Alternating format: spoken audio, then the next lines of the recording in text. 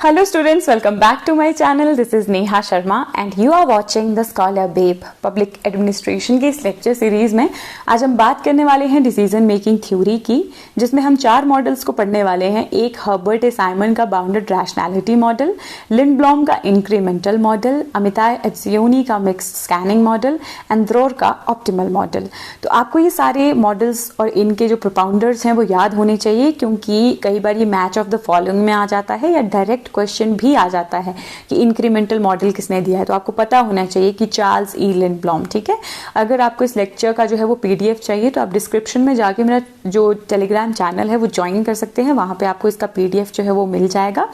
बाकी without wasting any time let's start. तो जो हर्बर्ट साइमन है उनका जो बाउंडेड रैशनैलिटी का मॉडल है वो क्या है, आइए हम वो देखते हैं। सबसे पहले डिसीजन मेकिंग होता क्या है। अगर आपसे कोई पूछे कि डिसीजन मेकिंग क्या होता है तो आपको क्या कहना है कि जब आपके सामने बहुत सारे ऑप्शंस अवेलेबल होते हैं तो उसमें अपने दिमाग को लगा के, रैशनैलिटी को लगा के, लॉजिक को लगा के एक जो सबसे बेस्ट ऑप्शन है अपने लिए वो चुनना, बेसिकली उसको हम कहते हैं डिसीजन मेकिंग की प्रोसेस। ठीक है, हर्बर्ट साइमन जो थे वो फादर कहे जाते हैं डिसीजन मेकिंग थ्योरी के। उन्होंने जो डिसीजन मेकिंग की डेफिनेशन दी, उन्होंने कहा the optimum rational choice between alternative course of action. तुम्हारे सामने जब बहुत सारे जो है वो ऑप्शंस अवेलेबल है, उसमें अपनी रैशनैलिटी का यूज करके उसमें से एक ऑप्शन चुनना क्या है, डिसीजन मेकिंग है। ठीक है, अब उन्होंने हमें कॉन्सेप्ट दिया बाउंडेड रैशनैलिटी का। बाउंडेड रैशनैलिटी में वो क्या कहते हैं कि एक इंसान का जो दिमाग है वो कोई अनलिमिटेड नहीं है।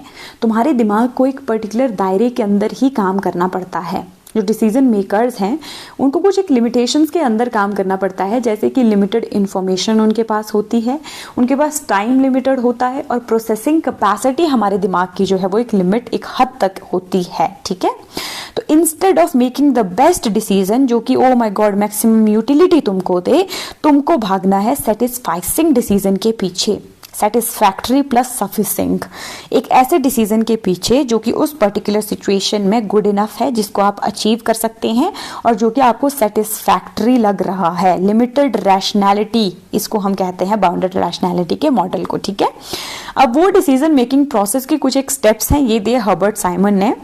सबसे पहले आएगा आपका इंटेलिजेंस एक्टिविटी। इंटेलिजेंस एक्टिविटी में क्या करेंगे आप, आइडेंटिफिकेशन ऑफ द प्रॉब्लम। इसमें जो हेड ऑफ द ऑर्गेनाइजेशन है वो ये डिसाइड करेगा कि आपका जो ओकेजन है वो कौन सा ओकेजन है, उसको ढूंढेगा वो जिसमें डिसीजन लिया जाना है। वो तुम्हारे ऑर्गेनाइजेशनल एनवायरनमेंट को समझेगा जहां पे डिसीजन लिया जाना है। और इंटेलिजेंस एक्टिविटी का मतलब ही यही होता है कि finding occasion to take decision. ठीक है, अब डिजाइन एक्टिविटी क्या होता है, इसमें सर्च फॉर ऑप्शंस होता है। जो हेड ऑफ ऑर्गेनाइजेशन है वो आइडेंटिफाई करता है ऑल पॉसिबल ऑप्शंस, तुम्हारे सामने कितने पॉसिबल ऑप्शंस है before making the final decision. Choice activity क्या होता है, चॉइस एक्टिविटी होता है इसमें उन सारे सिलेक्टेड ऑप्शंस में से एक ऑप्शन चुन लिया जाता है जो कि बाद में डिसीजन बन जाता है। तो ये 3 जो एक्टिविटी हैं, ये जो 3 स्टेप्स हैं, आपने इसको अच्छे से याद रखना है, इसमें से बहुत बार क्वेश्चन पूछ लिया जाता है। ठीक है, अब हम बात करेंगे administrative man versus economic man की। तो इकोनॉमिक मैन एक ट्रेडिशनल थ्योरी है जिसमें ये कहते हैं कि एक इंसान को डिसीजन तब लेना चाहिए जब वो उसके पास कंप्लीट नॉलेज हो और वो उसको फुली रैशनल डिसीजन लेने चाहिए। ठीक है, ये कौन कहता है, इकोनॉमिक मैन कहता है, जो कि ट्रेडिशनल थ्योरी का कॉन्सेप्ट है। इसके अगेंस्ट में हर्बर्ट साइमन हमें देते हैं एडमिनिस्ट्रेटिव मैन का कॉन्सेप्ट। अब आपसे डायरेक्टली पेपर में यही सवाल पूछ लिया जाता है कि एडमिनिस्ट्रेटिव मैन का कॉन्सेप्ट किसने दिया, तो वो दिया था हर्बर्ट साइमन ने। इसमें हर्बर्ट साइमन कहते हैं कि डिसीजंस कुछ एक लिमिटेशंस के अंदर लिए जाते हैं, लिए जाने चाहिए बेसिकली, और लिए जाते हैं तो तुम्हें जो है वो सेटिस्फैक्टरी डिसीजन लेना चाहिए, ना कि ऑप्टिमल सॉल्यूशन की तरफ जाना चाहिए। ये नहीं कि अब सबसे बेस्ट आइडियल जो है मैं उसकी तरफ जाऊंगा, भले ही तुम्हारे पास इतने रिसोर्सेज ही ना हो कि तुम उसको अचीव कर पाओ। तो जितने तुम्हारे रिसोर्सेज हैं, जितना टाइम है, उन सब चीजों को ध्यान में रख के सेटिस्फैक्टरी डिसीजन लेना चाहिए, ना कि बेस्ट डिसीजन। ठीक है, अब हम देखेंगे कि ऑर्गेनाइजेशनल कॉन्टेक्स्ट में इसका इंपॉर्टेंस क्या है, बेसिकली पब्लिक एडमिनिस्ट्रेशन में इस थ्योरी का क्या इंपॉर्टेंस है। तो इसमें ऑर्गेनाइजेशनल रूल्स, रूटीन, नॉर्म्स, इन सब को शेप करने के लिए, इन सब के लिए जो है वो इस पर्टिकुलर थ्योरी का जो है वो योगदान है। बाकी कम्युनिकेशन में, अथॉरिटी में, डिसीजन मेकिंग में, हायरार्किकल स्ट्रक्चर में, इन सब को इन्फ्लुएंस करता है क्या, मतलब ये अथॉरिटी आपका, कम्युनिकेशन होगा, हायरार्किकल स्ट्रक्चर हो गया, ये इन्फ्लुएंस करते हैं डिसीजन मेकिंग को। तो आपने ये सारी चीजें ध्यान में रखनी है। बाकी साइमन का जो बाउंडेड रैशनैलिटी मॉडल है, इसके बारे में कुछ और फैक्ट्स भी हैं जो आपको ध्यान में रखने हैं। ये सबसे इंपॉर्टेंट है कि 1957 में एक बुक लिखी उन्होंने जिसका नाम था मॉडल्स ऑफ मैन। इसमें उन्होंने बाउंडेड रैशनैलिटी का कॉन्सेप्ट दिया, और ये बाकी आप आगे खुद ही पढ़ सकते हैं कि सेटिस्फैक्शन प्लस सफिशिएंट, जो मैं आपको पीछे पढ़ा चुकी हूँ, ना कि मैक्सिमाइजिंग डिसीजन की तरफ तुमने जाना है, यूटिलिटी बेस्ट नहीं, तुमने देखना है सेटिस्फैक्टरी। ठीक है, अब वो बात करते हैं वेरियस टाइप ऑफ रैशनैलिटी की। वो क्या क्या रैशनैलिटी हैं, यही क्वेश्चन पूछ लिया जाता है, कौन कौन सी रैशनैलिटी है। आपने ये जो आगे मैंने हर एक मतलब पर्टिकुलर टाइप को जो है वो आगे डिफाइन करा है, ये आपने टेलीग्राम चैनल पे जाके पढ़ लेना है पीडीएफ से। जो मोस्ट इंपॉर्टेंट है वो इनके नेम याद रखना है, जिसमें सबसे पहले आएगा ऑब्जेक्टिवली रैशनल, फिर आएगा आपका सब्जेक्टिवली रैशनल, फिर आएगा कॉन्शियसली रैशनल, फिर आएगा डेलिब्रेटली रैशनल, फिर आएगा organisationally rational and personally rational. ये आपका होमवर्क है, आपने इन सब को पढ़ना है, और जो जो आपको समझ आएगा वो आप टेलीग्राम चैनल में, जो ग्रुप डिस्कशन वाला चैनल है, वहां पे आप बता सकते हैं। ठीक है, अब हम बात करेंगे सिग्निफिकेंस क्या है इसकी पब्लिक एडमिनिस्ट्रेशन में, जो कि हमने ऊपर देखा। इन्होंने क्लासिकल मॉडल को चैलेंज करा अपने डिसीजन मेकिंग के थ्योरी से। ठीक है, और इन्होंने हमने पहले भी पढ़ा है कि साइमन ने क्लासिकल थ्योरी को जो है वो मिथ्स, प्रोवर्ब्स एंड ये सब कहा है ना, उन्होंने उसको क्रिटिसाइज करा। न्यू पब्लिक एडमिनिस्ट्रेशन के लिए इनका जो मॉडल है वो बेसिस बनता है, फाउंडेशन तैयार करता है। ठीक है, हर्बर्ट साइमन को हम देखेंगे, इनको नोबेल प्राइज भी मिला इकोनॉमिक साइंसेस में 1978 में, और ये इन्होंने रिसीव किया था अपनी decision making process with in economic organisations, जिसमें उन्होंने बाउंडेड रैशनैलिटी का जो कॉन्सेप्ट दिया था उसके लिए इनको नोबेल प्राइज दिया गया था। आपने ये बिल्कुल अच्छे से याद रखना है, ये हमेशा पूछ लिया जाता है। ठीक है, अब हम बात करेंगे इंक्रीमेंटल मॉडल की, जो लिंडब्लॉम ने दिया था। तो सबसे पहले द साइंस ऑफ मॉडलिंग 1959 में इन्होंने एक जो है वो आर्टिकल लिखा, जिनमें इन्होंने इंक्रीमेंटल मॉडल का जो है वो कॉन्सेप्ट दिया।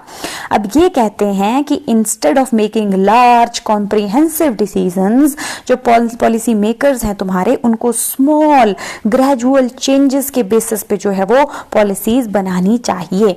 अब इनका क्या मतलब है, इनका मतलब है कि जो तुम्हारी पुरानी पहले से चली आ रही एक्टिविटीज हैं, पॉलिसीज हैं, उनमें से थोड़ी सी मॉडिफिकेशंस की जानी चाहिए और हमें उनको चलाना चाहिए।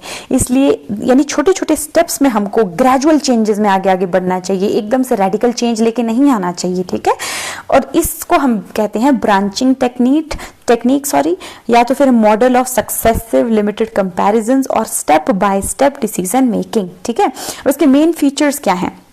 सबसे पहले मॉडलिंग थ्रू एक टर्म है जो कि लिंडब्लॉम ने यूज करी डिस्क्राइब करने के लिए कि डिसीजन बनाए कैसे जाते हैं। सबसे पहले क्या करना है, आपने स्टेप बाय स्टेप एडजस्ट करना है। जैसे ही न्यू इशू इमर्ज होता है कोई, आपने स्टेप बाय स्टेप डिसीजन लेना है। पुराना जो ऑलरेडी उस पर कोई डिसीजन है, पॉलिसी है, उसमें थोड़े थोड़े आपने जो है वो चेंजेस लेके आने हैं, मॉडिफिकेशंस लेके आने हैं। Policy as successive limited comparisons, इसमें वो कहते हैं कि जो तुम्हारे पॉलिसी मेकर्स हैं, compare narrow range of alternatives, उनको जो है वो नैरो रेंज ऑफ अल्टरनेटिव्स जो तुम्हारे पास ऑप्शंस है उनको कंपेयर करना चाहिए। जो तुम्हारी पुरानी पॉलिसीज हैं उसको तुम्हारी करंट मतलब पॉलिसीज के साथ में जो है वो कंपेयर करके उसमें और थोड़े थोड़े नए चेंजेस लाने चाहिए। ऐसा नहीं है कि एकदम से बिल्कुल नए चेंजेस ले आए। ठीक है, उनको फोकस करना है कि फीजिबल और एक्सेप्टेबल क्या है, ये नहीं कि आइडियल क्या है। बेसिकली उस टाइम के अकॉर्डिंग क्या सही है ये नहीं देखना है उन्होंने कि आइडियल क्या है। मैंने पहले आपको बताया रेडिकल चेंज के वो अगेंस्ट थे। वो कहते हैं कि जो छोटे छोटे ग्रेजुअल चेंजेस हैं हमें वो लेके आने हैं। ठीक है, इसी के साथ इंक्रीमेंटल मॉडल हमारा खत्म होता है। इसका आपको मतलब ही पता होना चाहिए आपको इसने और ये दिया किसने है। इसके बाद हम बात करेंगे मिक्स्ड स्कैनिंग मॉडल की, जो दिया हमारा अमिताय एत्सेओनी ने उनके आर्टिकल में, जिस आर्टिकल का नाम था mixed scanning a third approach to decision making, 1967 में ये इन्होंने लिखा। इसमें इन्होंने जो रैशनल कॉम्प्रिहेंसिव मॉडल है, rationalism plus incremental model, incrementalism, इन दोनों मॉडल्स को उन्होंने जो है वो मिक्स कर दिया और उन्होंने कहा कि जो लिंडब्लोम का क्रिटिसिज्म है रैशनल मॉडल का वो बिल्कुल सही है, लेकिन उसमें दो ड्रॉबैक्स हैं। अब ड्रॉबैक्स क्या क्या हैं? सबसे पहले ये सोशल इनोवेशन को जो है वो डिस्करेज करता है, इसलिए पार्टिसन अप्रोच है। बेसिकली अगर तुम जो है वो मतलब चेंज को अलाउ ही नहीं करोगे, इसका मतलब तुम सोशल इनोवेशन को आने से रोक रहे हो।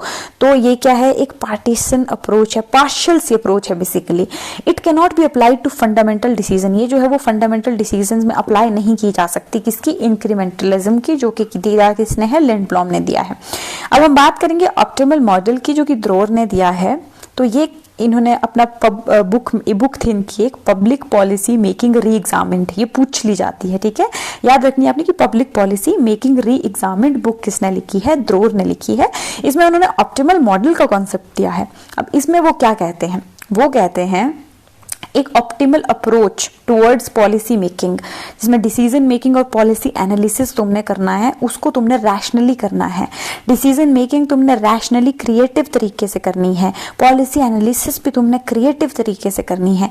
उन्होंने कहा कि जो मेरा ऑप्टिमल मॉडल है वो किसी भी नॉर्मेटिव मॉडल से, जो कि डिसीजन मेकिंग का नॉर्मेटिव मॉडल है, उससे सुपीरियर है, ठीक है।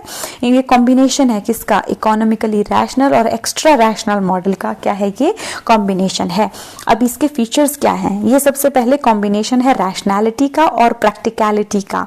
ये जो मॉडल है वो ब्लेंड करता है कि व्हाट ऑट टू बी, क्या होना चाहिए और क्या है।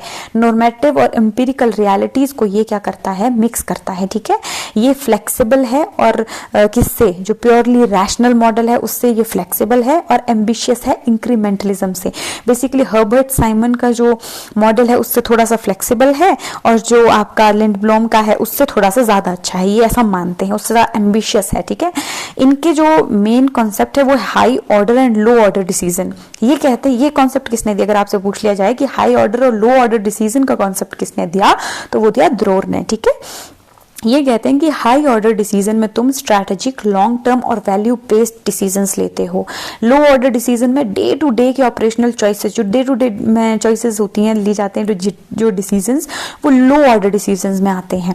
और ड्रोर कहते हैं कि जो high quality, high order policy making है वो असेंशियल है, वो बहुत जरूरी है। किसके लिए? सोसाइटी की प्रोग्रेस के लिए, ठीक है।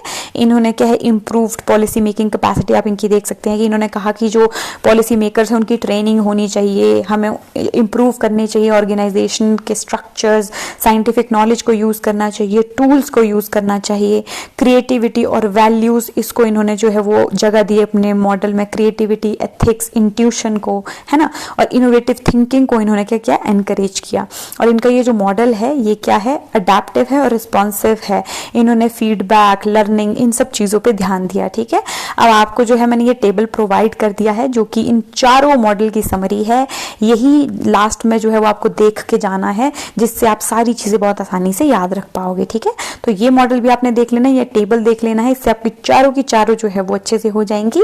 ये मैं इसका PDF जो है वो आपको टेलीग्राम चैनल पे प्रोवाइड कर दूंगी, और आपने इस चैनल को सब्सक्राइब करना है, अच्छे अच्छे कॉमेंट्स करनी है, ताकि मुझे खुशी मिले, ठीक है। इतना मैं आपके लिए करती हूँ, आप मेरे लिए कॉमेंट तो कर ही सकते हैं। तो चलिए, थैंक यू, बाय बाय, और अच्छे से रिवाइज करिए।